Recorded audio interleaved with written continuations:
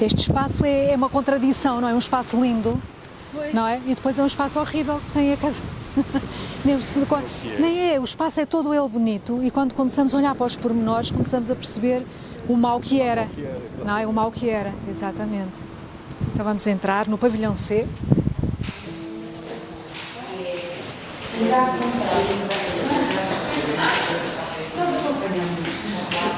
Nós estamos naquele que era o piso 0 do pavilhão C, que era um piso de celas coletivas. Portanto, as celas, obviamente, tivemos que tirar paredes, porque senão não era uma recepção de um museu nacional, não é? Tivemos que adaptar, mas mantivemos as memórias das grades nas janelas e das grades na entrada das celas, para quando fazemos visitas guiadas, podermos explicar que estamos naquilo que eram celas coletivas da cadeia.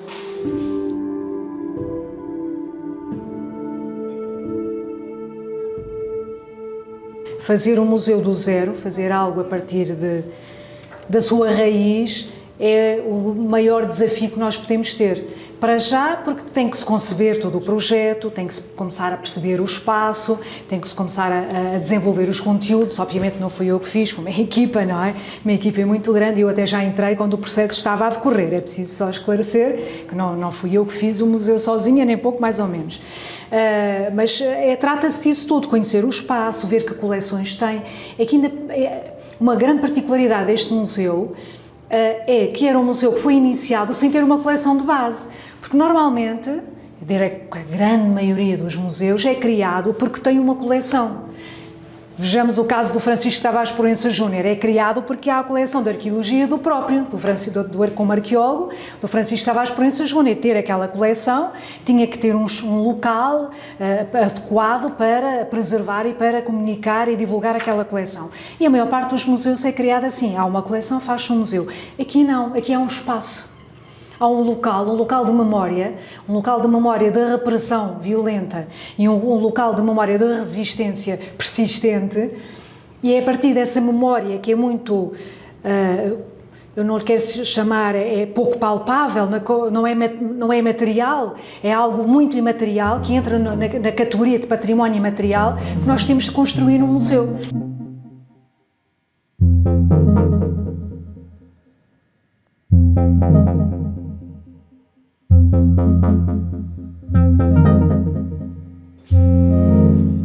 Nós partimos do espaço, partimos do conhecimento dessa imaterialidade que são as memórias e vamos à procura das pessoas para partilharem connosco as memórias.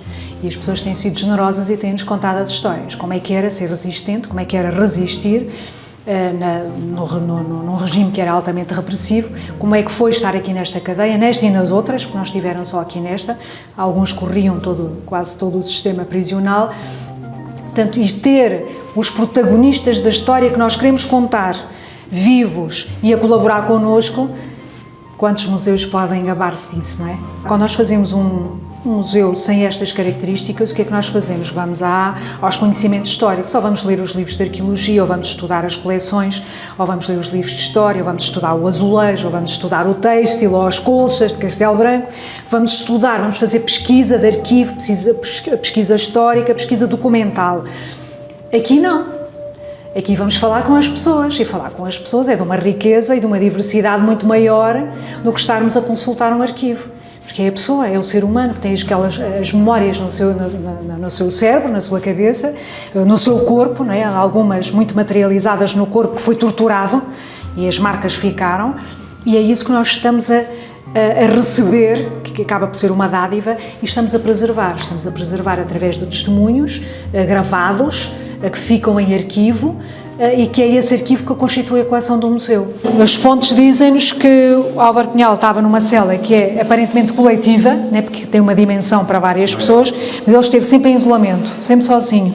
E só tinha este mobiliário, a cama, a mala de viagem, que pode ser aquela, pode não ser, nós é uma reconstituição, obviamente, e o balde das necessidades, aquele que está ali naquele canto. Também se diz que ele terá escrito, pelo menos parte dos seus escritos, em cima da mala, sentado em cima da cama, com o papel em cima da mala, e os desenhos também estará feito com o papel em cima da mala. Poderá ter sido todos ou alguns, não é? Isso não sabemos, ele também não nos contou, mas tínhamos que fazer esta reconstituição. 50 anos depois da libertação, há uma urgência também para fazê-lo? Há uma urgência para fazê-lo porque já passaram 50 anos da libertação dos presos. E a própria memória tende a esvair-se? A memória tende a esvair-se e às vezes a confundir-se. Nós próprios somos, não é? Nós sabemos das nossas próprias memórias pessoais. Às vezes já baralhamos as datas e confundimos os dados, não é? Às vezes só em confronto com outras pessoas que partilharam connosco o mesmo evento é que, pera lá, afinal não foi assim. Mas há essa urgência, não só pela idade dos presos, passaram 50 anos desde a libertação, e como pelo facto dessas memórias se poderem começar a esvair e a perder algumas.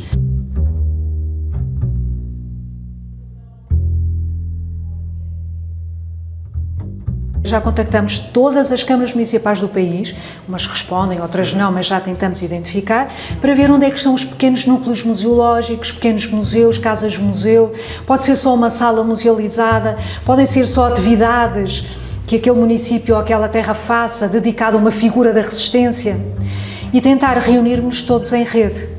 Isso é importante, é um pouco como fizemos em Castelo Branco com a rede patrimonial da Beira Baixa, que incluía museus do Estado e museus municipais e pequenos núcleos, aqui algo também à escala nacional, que envolva todos quantos estão relacionados com a resistência, com o 25 de Abril. Já há vários museus previstos, pelo menos, sobre a figura de Salgueiro Maia.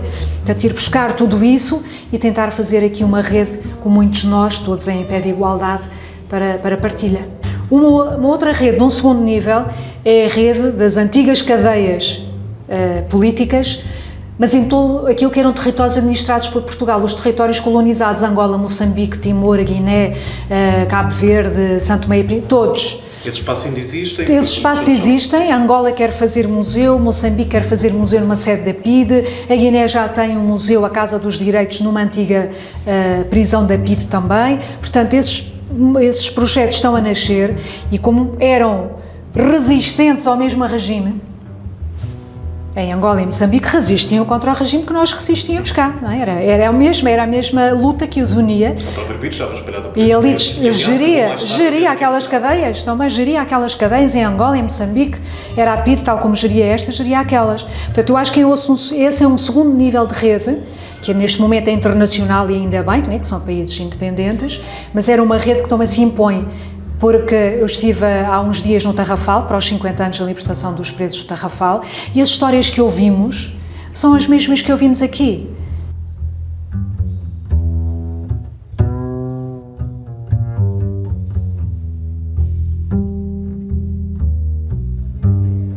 O espaço do parlatório, ainda hoje, é o espaço das grandes emoções. Pessoas que vêm aqui já com 60, quase perto dos 70 anos, mas que eram crianças, 60 anos para ser crianças, quando vinham visitar os pais, quando entram ali choram. E é sempre muito... Porque não podiam tocar nos pais. Aquele espaço era completamente... vedava completamente e proibia completamente o toque do preso com os seus familiares. Portanto, e contam-nos histórias de filhos pequeninos, de crianças com 2, 3 anos, que tentavam pôr os dedinhos naquelas grelhas que estão lá, tentavam pôr para tentar tocar no pai. Obviamente, quem é que não fica tocado, não é? E emocionado quando ouve estas histórias? Porque as pessoas sofreram e ainda hoje estão traumatizadas. Até me parece que mais as famílias, sobretudo as crianças, que agora são adultos e já com idades até, já avançadas, não é? Que nos contam essas histórias, eles ficam muito mais emocionados do que alguns dos presos que nos contam, porque eram os resistentes, eles eram os resistentes e estavam aqui também para resistir ao repressor, portanto, eles levam a coisa com uma outra leveza.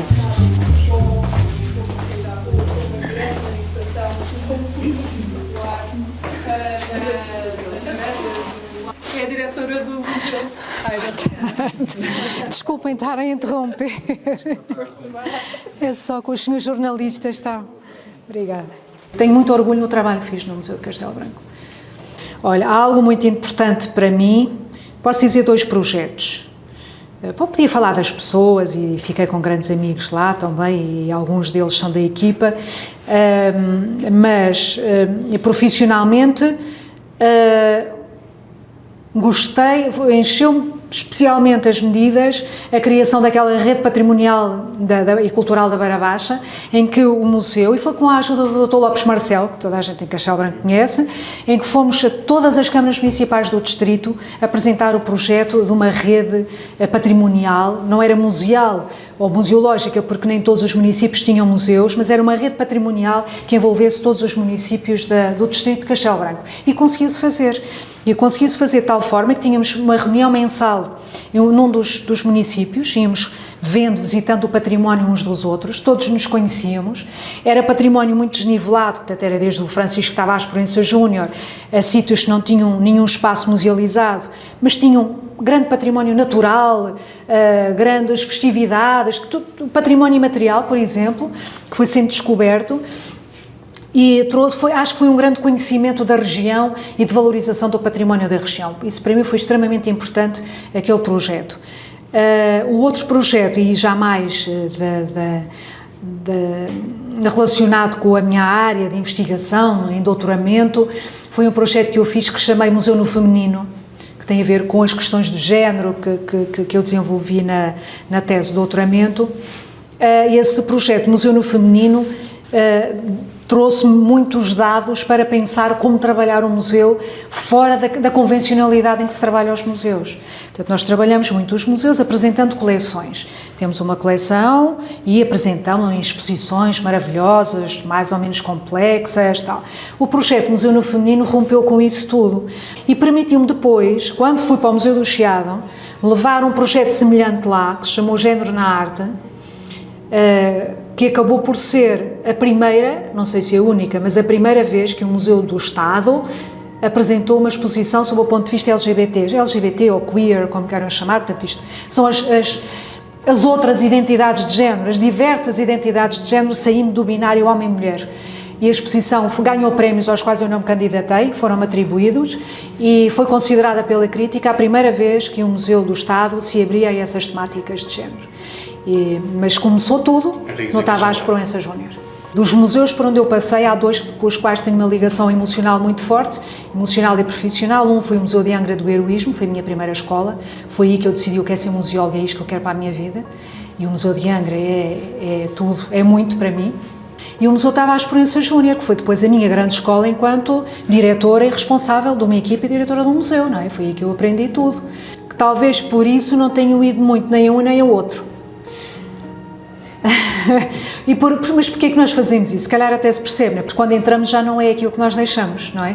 Quando agora vamos visitar, o museu já não é o museu que eu trabalhei ou que eu fiz. Talvez por questão de voltar a um lugar onde já se foi feliz. Onde já se foi, é um bocadinho, às vezes corre bem, outras vezes corre mal, e então por isso eu não tenho ido muito. Provavelmente tenho ido mais ao Museu de Angra do que ao Museu Tavares Proença Júnior, mas creio que por essa ligação emocional, que mentalmente eu deixei o museu de uma determinada forma. Eu sei que ele já não está assim, eu já lá entrei, eu sei que já não está como eu deixei, não é? E talvez por isso, temos um desligamento maior. Mas não sei se é uma justificação, para mim serve de justificação, sim, para mim é uma justificação interior para fazer isso. Também não voltei ao Museu do Chiado, por exemplo. Mas se de alguma forma, tu entrou também já no Tavares Proença Júnior, que já não estava igual como deixou, mas para melhor ou para pior? Isso eu não vou dizer, vou-me abster.